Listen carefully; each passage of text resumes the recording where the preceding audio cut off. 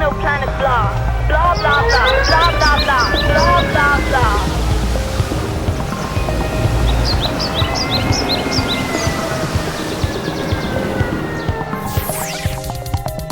Kinka, klima eta natura krisia.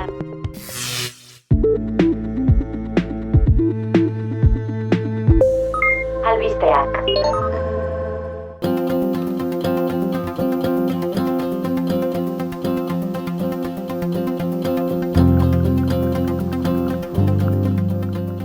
Kaixo entzule, zer moduz? Pasaren saioan esan ez bagenuen ere, hauxe da Kinka podcastaren lehen denboraldiko azken atala, 18 atal, 18 termino, 18 gai, 18 gomendio eta 18 datu eman ditugu lehen saiotik, eta beste hainbeste emango ditugu datorren denboraldian ere. Izan ere, bigarrena ere izango da, eta opor luzetxo batzuen ostean irailean izango gara bueltan. Joan baino lehen baina azken egunotako albiste nagusiak errepasatuko ditugu. Ozeano Artikoa erabat urtuko da datozen hamarkadetan. Hori ohartarazi dute zenbait zientzialarik ikerketa batean.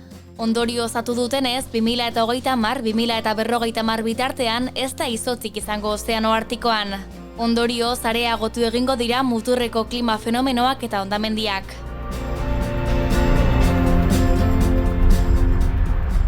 Klima larrialdiari aurre egiteko irtenbideak bildu ditu Drawdown proiektuak.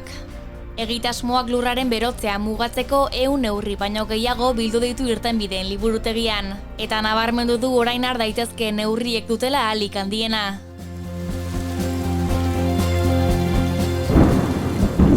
Lehortea apur bat hobetu da Nafarroan, baina handiak dira zerealen galerak. Kaltetutako 40.000 hektareetatik 31.228 nekazaritza segurua dute. Lur horien gaineko azterketaren arabera, Erriberan gariuztaren 80% galdu da, eta garagarruztaren 65%.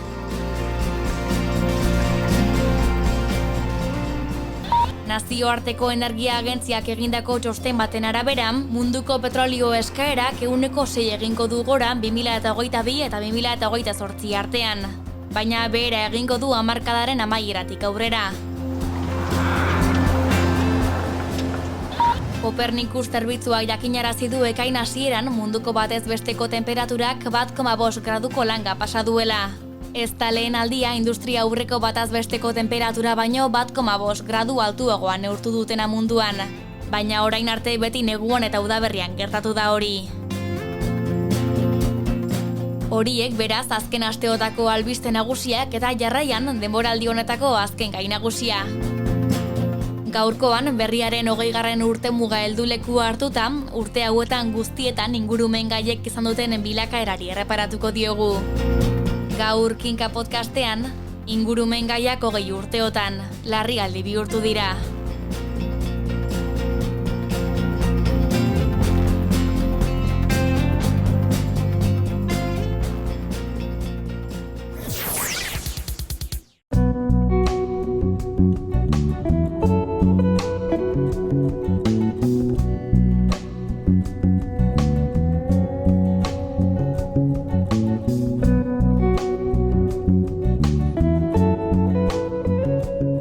Kaixo Lat, zer moduz? Beste termino bat ikasteko gogoz edo? Kaixo nagore ondo eta bai, beste termino bat ikasteko gogoz. Hori bai jarrera. Ea, zer hitzekarri duzu gaur? Smog edo kelainoa? Smog esaten ezakit nagore beraz, kelainoa esango dut ados. Gainera euskarazkoak pista gehiago ematen dizkit niri behintzat. Bai ezta? Bai, balio du ideia bat egiteko, baina tira, azalduzuk zer den. Bairearen kutsadura mota bada, laino marroiska baten itxura duena, smog hitza, izatez smoke, kea, eta fog lainoa hitzak batuz, sortzen den anglizismoa da, eta 20. mendearen hasieran, hasi zen erabiltzen Erresuma Batuan. Ikatza erretzean, kutsadura atmosferikoaren ondorioz sortzen den laino lodi hori izendatzeko. Kutsadura atmosferikoaren ondorioz sortzen den kelainoa da beraz. Hori da, goi presioetan airea gai kutsagarriekin hasten denean sortzen da, izan ere goi presioak airea geldiarazi egiten du, eta horregatik kutsadura atmosferaren behealdeko geruzetan geratzen da. Eta nagusiki hiri handietan nabari da kelaino hori, ez da? Industria jarduera handia den eremuetan eta lekuetan. Bai, eta hain justu horregatik, arazo larria da, osasunerako oso kaltegarriak baitira, laino hori osatzen duten sufre dioksidoa, nitrogeno dioksidoa eta karbono monoksidoa. Pentsatzen dut, bai.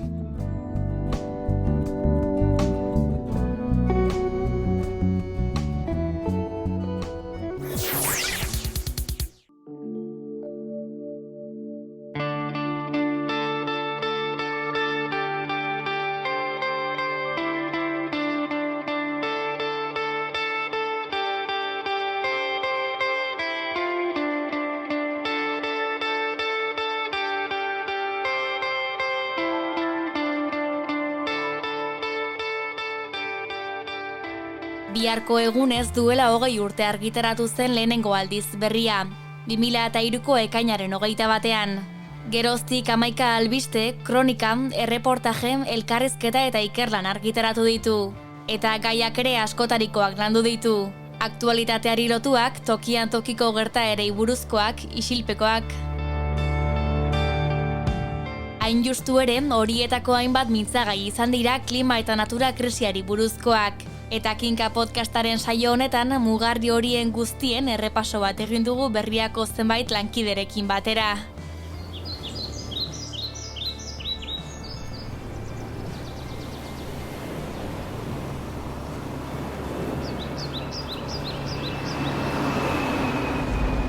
Berria sortu osteko 20 urteetan nabarmen okertu da ingurumenaren egoera orokorra munduan. Klima krisia da horren adibide nabarmenena. Naturaren eta bioanizasunaren galera da beste erakusgarri bat. Izan ere, agerikoak dira hondamenaren zantzuak.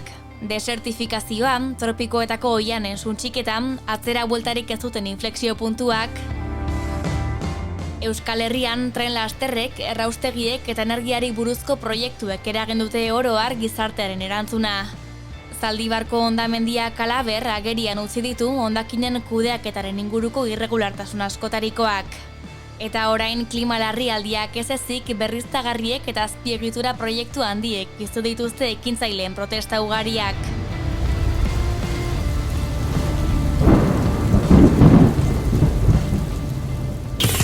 Duela 20 urte baziren klima larrialdiaren zantzuak, baina realitate horri entzungor egiten zien askok eta askok. Gaur egun, testuinguruak behartuta agian, inorkutsik jartzen du zalantzan klima larrialdia. Irudipen hori du behintzat Iñaki Petxarroman lankideak. 20 urte hauetan, ni uste tortan egoera okertu hala ere, zientziak aspaldi iragartzen zuen evidentzia argitu eginda, ez? Eta orain dela 20 urte ez bakarri zalantzan jarri, ez? Baizik eta arreta ere ez genio ipintzen gai honi, ez? Ikusten baduzu pizkat, hemen ere Euskal Herrian egin diren politikak, ez? Bai Jaurlaritzak eta bai Nafarroko gobernuak, egia da berotegi gasen isurketak gutxitu egin direla, baina gehien bat izan du da eraldatze industrial bat egon delako, ez? Eta zenbait sektoretan, garraioan eta energiaren sektorean eta asko handitu dira, ez? Eta garraioan oraindik jarraitzen dute handitzen, ez? Orduan, larritu da egoera eta argitu da aldi berean. Larritu eta argitu eginda beraz, klima larrialdiaren afera azken urteotan. Urte hauetan guztietan egin diren batzar, hitzarmen eta abarretan zehaztu diren neurriak dira horren erakusle. Kiotoko protokoloa izan du hizpide lehenik Petxarroman lankideak. 1987an singatu zuten Kioton, Japonian. Kiotokoa da aurrerapen bat, ez? Dozenak herrialde zeuden hor sinatu eta berretsi zutenak, ez? Haiek jarri zizkioten herrialde bakoitzari nolabaiteko kuota bat, ez? Berotegi gasen isurketak gutxitzeko, ez? Esan daiteke hori etzala inora joan, ez? Beste estatu batuek inoiz ez zutelako berretsi, ez? Dokumentua, eta orduan, munduko kutsatzaierik handiena garai hartan, sinatzen ez zuen dokumentu bat oso balio gutxikoa zen, ez? Ia bi hamarkada geroago heldu zen Parisko ituna, 2015ean. Nazio Batuen erakundearen kopiru batzarrian hitzartu zuten.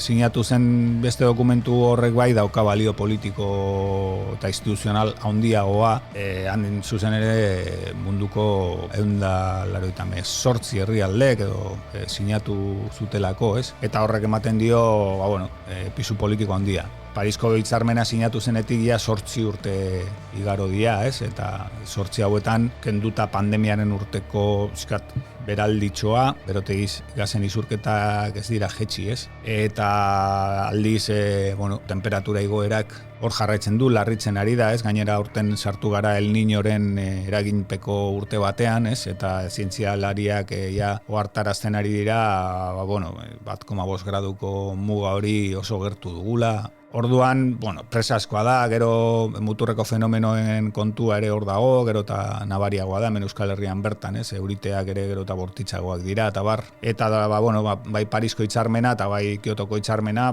momentuz oso praktikan ez dute balio izan daukagun arazoa benetan irtenbide bat emateko, ez?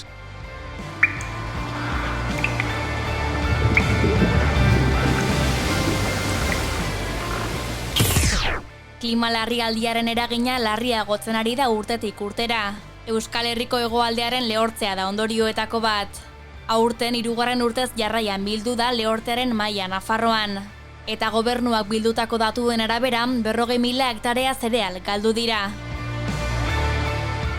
Garbi dago beraz, Nafarroako ubideak eta Itoizko urtegiak ez dutela bete agintariak jarri zieten helburua. Ez baitiote irtenbiderik eman nekazaritza intentsiboaren ureztatzeari. Hain zuzen urte muga biribila bete da urten Itoizko urtegia eraikitzen hasi zirenetik. Eta Edurne Elizondo lankideak bertatik bertara jarraitu zuen gaia. Duela 30 urte, 1983an hasi zituzten Itoizko urtegia egiteko lanak. 1985ean aurkeztu zuten proiektua hemen Nafarroan eta 1990ean behin betiko onartu egin zuten. Eta obrak 83an jarri zituzten martxan. Gero, 2002an, duela 20 urtean zuzen, obra horiek amaituta herriak eraitsi egin zituzten. Nagoreko lehendabiziko etxe batzuk izan ziren lehenak, eta gero etorriko ziren gainerakoak batez ere Itoitz eta Artozi eta Urak azpian hartu dituen gainerakoak. Baina nolakoa zen egoera soziopolitikoa orduan? Itoizko urtegia eta hari lotutako Nafarroako bidearen historia izan da beti progresoaren historia. Hori da Nafarroako gobernutik eta Espainiako gobernutik saldu den ideia hasieratik. Baina egia erran proiektu hori aurkeztu bezain pronto eta gogoratu behar da proiektua berez frankismoaren garaian sortutako proiektu bat dela. Proiektua aurkeztu bezain pronto herritarren oposizioa horregon zen. Herritarrak kontra agertu ziren, ez zituzten gezur horiek sinetsi eta gainera urte hauetan gertatu denak erakutsi du, zuzen zirela. Hain zuzen ere, Itoizko urtegia eta Nafarroko bidearen bideragarritasuna, jasangarritasuna zalantzan jarri duten txosten eta adituen iritzi guztiak bete egin dira, eta hala eta guztiz ere hor daukagu Itoiz, hor daukagu Nafarroko bidea eta ubideak ere martxan segitzen du. Azaldu duenez, proiektuak jende andana izan zuen aurka hasieratik. Herritarren oposizioa bi modutan edo gauzatu zen. Batetik, proiektu aurkeztu bezain pronto Itoizko koordinakundea sortu zen 1985ean. Eta handik 10 urtera Itoizekin elkartasuna taldea sortu zen. Hain zuzen ere, bi talde horiek erakusten dute bai karriketan eta baita epaitegietan proiektuak zer bide egin zuen. Izan ere, Itoizko koordinakundeak batez ere epaitegien bidea jarraitu zuen proiektu hori geldiarazten saiatzeko. Eta egia erran behar da, lortu zituzten gauza haiz garrantzitsuak. Noski Itoizekin elkartasunaren bidea aipatu behar dugu, ezin bertzean 1986an egin zuten ekintza nagusia, ezta? Itoizko urtegiko porlana garraiatzeko erabiltzen zituzten kableak moztu egin zituzten eta horren ondorioz haietako zenbaitek espetxea ezagutu zuten, errepresioa egun hartan bertan atxilotu zituztenean, jipoitu egin zituzten, herritar batzuen oposizioa jasan behar izan zituzten, irainak,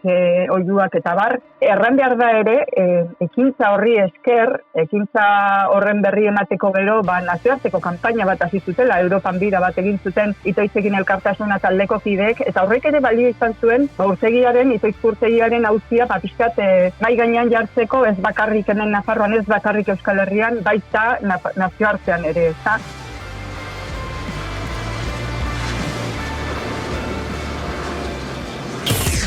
Duela 20 urte etorkizunerako prestatzen hasi zen Euskal Herria energiaren arloan.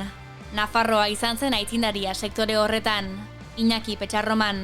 Nafarroa izan zen nolabaiteko aintzindari bat hontan, hori ez, gaina enpresa publiko bat ez, EHN, ibili zen, lehenengo parke eolikoak muntatzen herrialdean.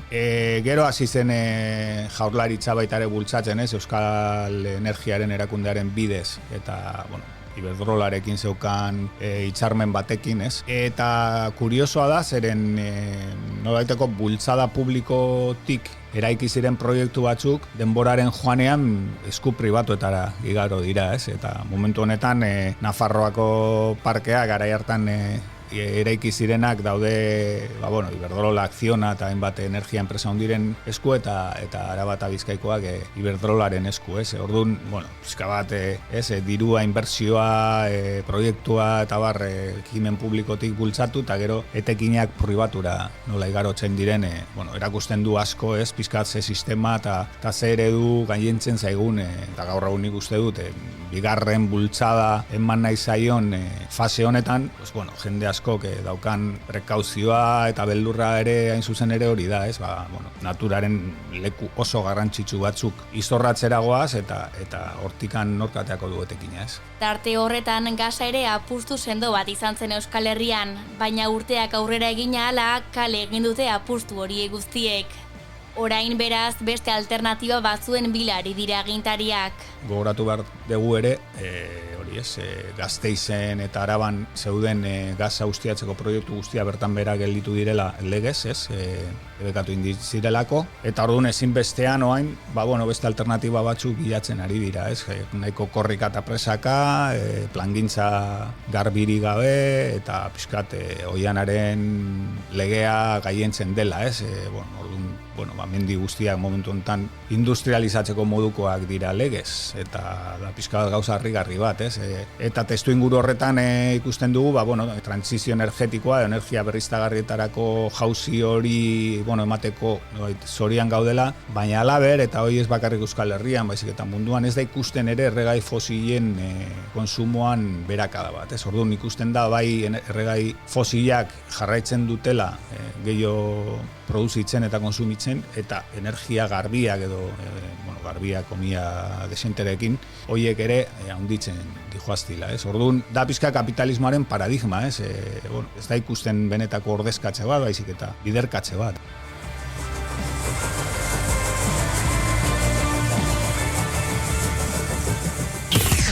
Euskal Herrian inoiz egin den azpiegiturarik handiena da abiadura handiko trena. Handiena eta baita gorabera gehien izan duena ere. Agirietan 1989an agertu zen lehen aldiz. Lanak baina 2006an hasi ziren. Iñaki Petxarroman. Goatzen naiz 2006an hasi zirela obrak Urbinan, ez? 2005 bukaeran, 2006 hasieran, protesta desente eta hundien artean, eta geroztik ikusi dugu obraren garapena oso poliki, oraindik ez da bukatu, iragarri diote 2028irako amaiera data bat, baina horretik beste hainbat iragarri zizkioten eta ez dira bete. Orduan, planteatzen nahi gea nolabait 2000 hamarkadan hasitako obra bat, goizenez 2010ko hamarkadan edo erabilgarri egongo dela, ez? Nik uste horre bakarria erakusten duela obra honen porrota, ez? Geroztik finantzaketa arazoak, gardentasun falta, atzerapenak eta lan baldintza duen gaben kasuak kateatu ditu. Eta HTaren aurkako mugimenduak 30 urte bete dituen honetan, lan guztiak bertan bera uzteko eskatu dute. Kalte handiena eginda dago, tunelak, porlana, tramankulu guztia, ez? Baina egia da, oandikan diru asko falta dela hor inbertitzeko. Eta gainegitura guztia, kablen montaje guztia, elektrifikazioa, eta bar. Orduan, ni uste ez dela inoiz berandu planteatzeko ea zer egin behar den, oandikan bukatu ez den obra horrekin.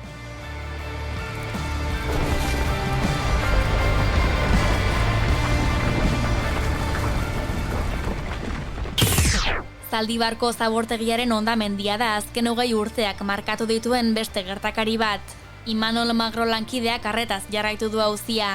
Eta 2020ko otsailaren 6 hartan ze pasa zen kontatu du.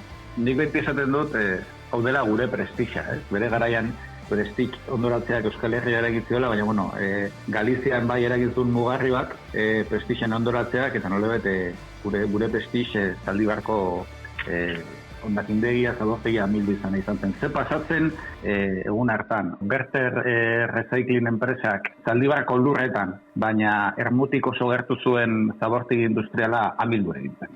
Luizi erraldoi bat egon zen, eta milaka tona zabor autobidaren gainera, 8 autobidaren gainera erori ziren. Horrela hotzean kontatua, badiru besterik gabe zorigaitzeko gertakariz bat izan zela, baina atzean hondamendi humano eta ekologiko erraldoi bat egon zen. Humanoa batez ere jangile hil zilerako edo hil zituztenako, Alberto Sololuze eta Joaquin Beltran. Eta gero, ikuspegi ekologikotik, milaka tona hondakin barreatu ziren, tartean amiantoa. Zaldibarko auziak agerian utzi ditu hondakinen kudeaketaren inguruko irregulartasun asko. Horietako batzuk aipatu ditu. Gerora jakin dugu, zabortegian gainean indako azkenengo neurketek, ohartarazten zituztela jabeak, arriskularria zegoela erortzeko. Jakin bazekiten, aurrenko gunetan, arrekala oso handia zeudela, eta zabor masa erraldoi horren mugimendu azken urteetan mugimendu handiak izaten ari zirela eta ez zela bat ere egonkorra, oso zoru inestable bat zen eta inork ez ziren behartu ixtera. Epe motzeko kontrol falta bat bai egon zen, eta gero kontrol falta zen, praxiarekin lotu behar da, zaborrak nola sartzen ziren, batez ere uraren kontrola, eta gero azpiegitura mailan ere beste kontrol falta bat ere egon zen, horretarako atzerago joan behar dugu, zabortegia eraiki zutenekoa, gero perituek erorketan ez zergatia azaldu dutenean, azpiegiturarekin zerikusia daukaten hainbat neurri ere azalgatu dituzte, besteak beste lurra babesteko jarritako tespilak, oialak zirela egokiak. Prozesu judizialean 2 auzibide ireki dituzte. Langilei dagokiena eta ingurumenari dagokiona. Langileen osasunaren kontrako auzibidea dagoeneko itxita dago. Iaz itxi zen akordio baten bitartez. Holako kalte ordain ekonomiko batzuk adostu zituzten eta arduradunei 2 urtetik berako kartzela zigorrak ezarri zizkieten. Beraz, ez ziren kartzelan sartzera iritsi horregatik. Zertan da beste auzibidea, ingurumen kaltearen kontrakoa. Hau oso luze da. Eta azkenengo albistea da, berrian eman genuen bezala, gaur gaurko epaileak instrukzioa gutxienez abentura arte luzatzea erabaki dula. Horre kalte ordaina izango da gakoa. Berter enpresa bantxe bertan likidazio goeran dago, bantxe bertan administratzaile batek kontrolatzen du, eta nahiko agerikoa dirudi Berterren ondasunekin ezingo dela behintzat faktura publiko osoa ordaindu.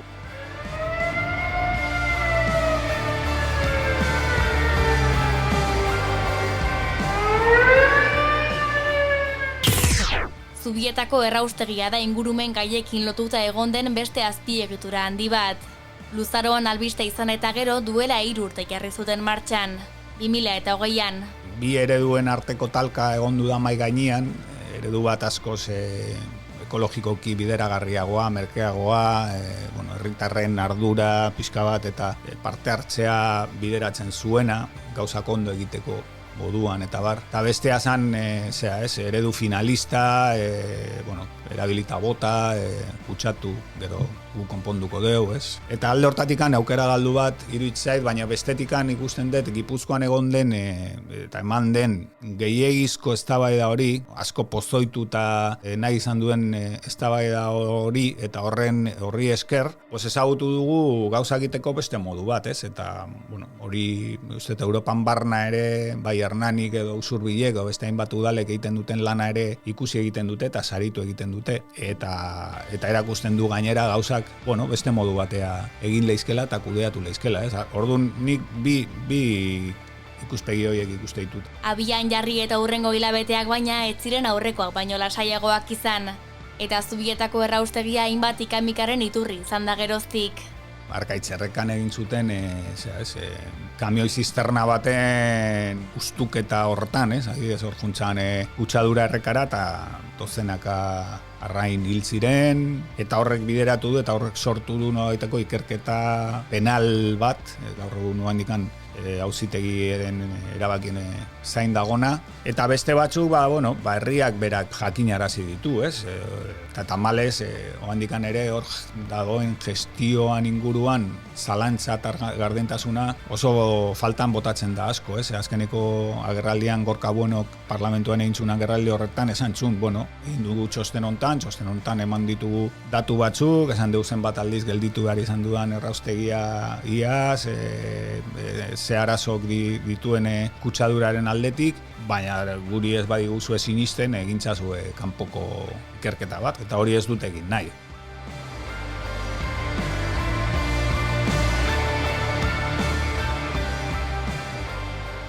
Klima larrialdia, ur hornidura eta itoizko urtegia, energia berriztagarriak, abiadura handiko trena, Zaldibarko auzia, Zubietako erraustegia, horiek izan ditugu mintzagai kinkaren saio honetan. 20 urte hauetan berriaren arretagune garrantzitsu izan da ingurumena, eta aurrerantzean ere hala izango da. Klima eta natura krisiari gertutik eta zorrotz begiratzeaz gain, euskaraz ere begiratzeko.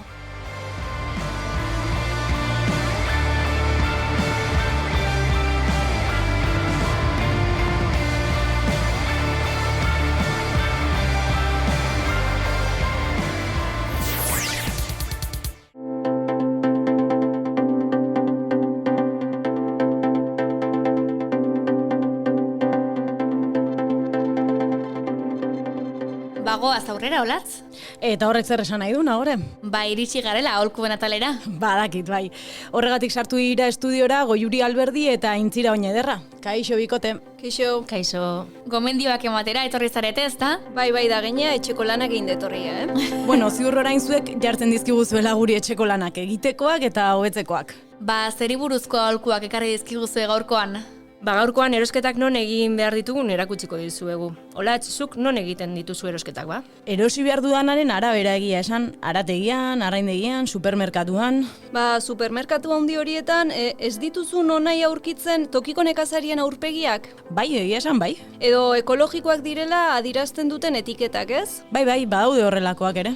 Ba, kontuan hartu hori guzti horiek erdiegiak direla. Erdigezurrak ere bai orduan.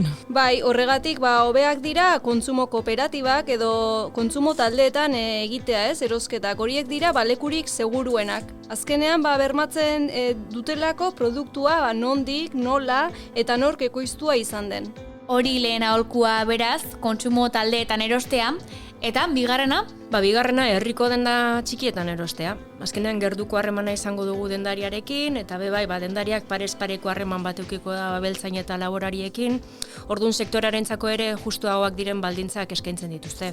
Bigarren aholkua ere eman da orduan, herriko denda txikietan erostea, eta hirugarren gomendiorik? Ba, inoski, eta gehiago ere bai. Hirugarrena azokata joatea da. Joatea eta erostea, ez da?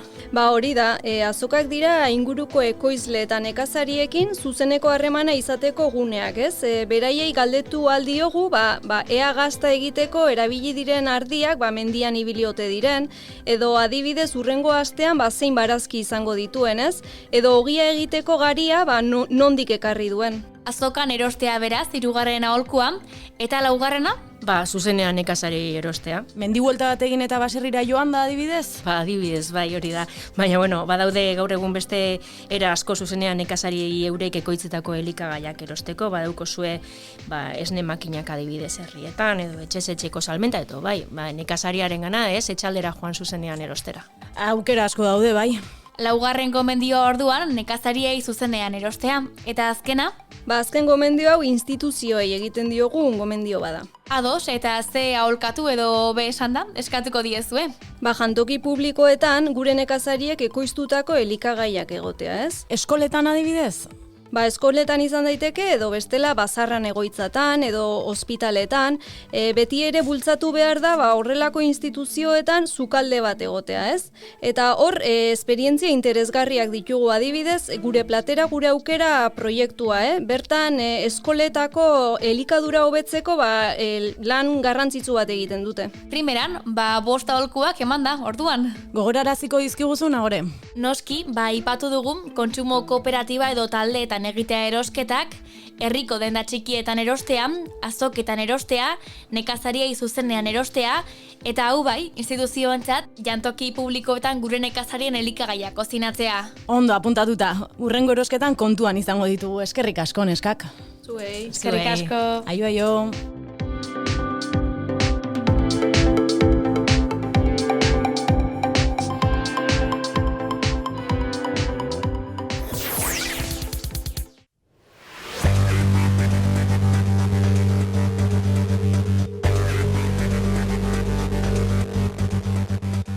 Iritsi gara azken atalera.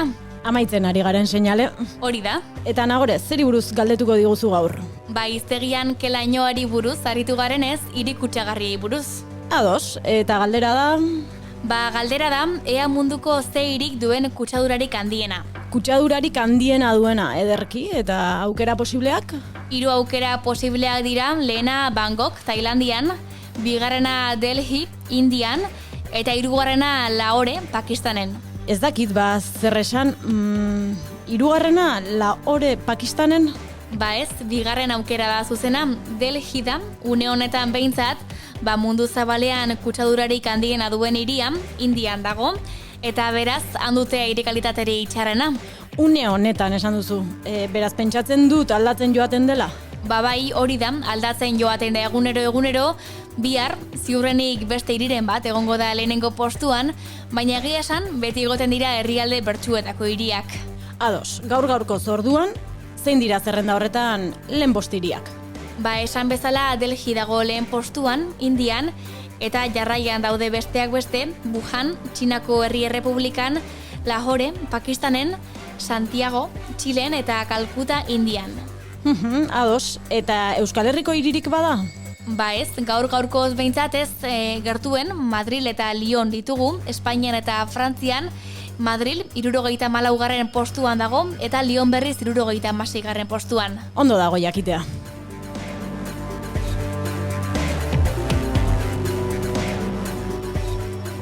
Amaitu dugu, bai azken atala eta bai lehenengo denboraldia ere. Bai, gero arte esateko garaia da eta denbora luze bat ez gainera. Baina agurtu baino lehen, gaur landutako edukiak errepasatu beharko ditugu, ezta? Hori da, izan ere gauza askoren inguruan hitz egin dugu gaurkoan ere. Smog edo ke lainoarei buruz aritu gara hiztegian.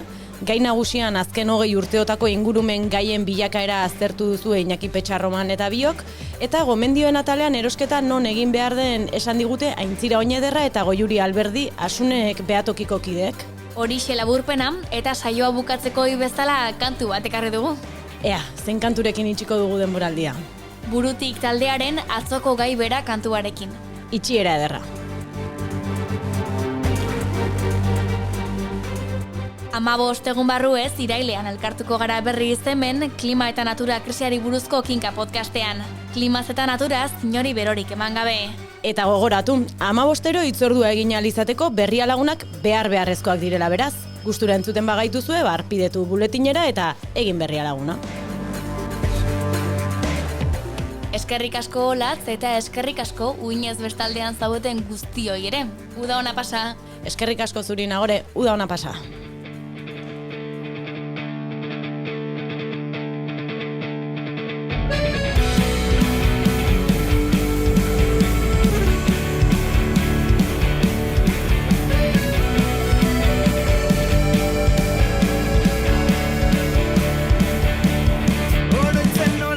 Arkada simple bat, ezten begionez ikusi inoiz guretzat, nola normaltasun berri horrek guri etzigun eragin, nola zeinak beti izan duen aukeran, eraikitzeak aiolarik ederrena, aldarria egin zion berdin ustezko askatasunari. Muxu trukirri barrio bat orkanpoan, lapurtzea bazen. Ta hemen ordea musu bakoitza berdin, zeinen garestiden. Oroitzen nola itxi zituzten herriak, inor inondik inora ez joateko asmotan, inork ez du bizi izan dutena, hainbat mugalari. Oro bierdikin zaizkion esperoan, inoiz libratuko gintuen botikari. Hemen espero azkain beste izanik, ez da sendagairik. Ta zemerke izaten den askatasun hitza zenbaiten ahotan, ta ze garesti den hitz bakoitza gure 40 minutuotan.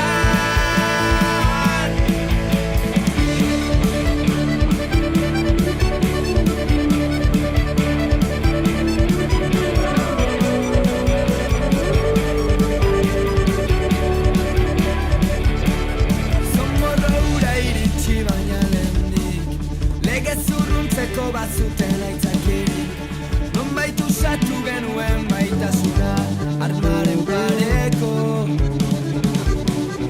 Etzen alarma egoeraren beharrik, ordura arte kiditeko naiz eta larri, kaleak gainezka jartzen izan berriz, elkar maitatzeko.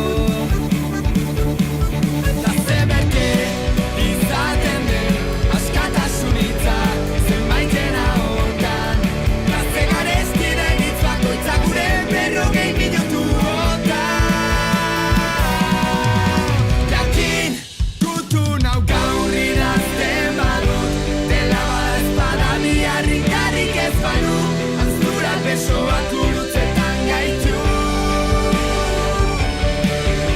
Berriz dut gaurkoan denbora soberan, ilusteko errotikan atzoko gainera, kolpele horran nahiago dut aukera.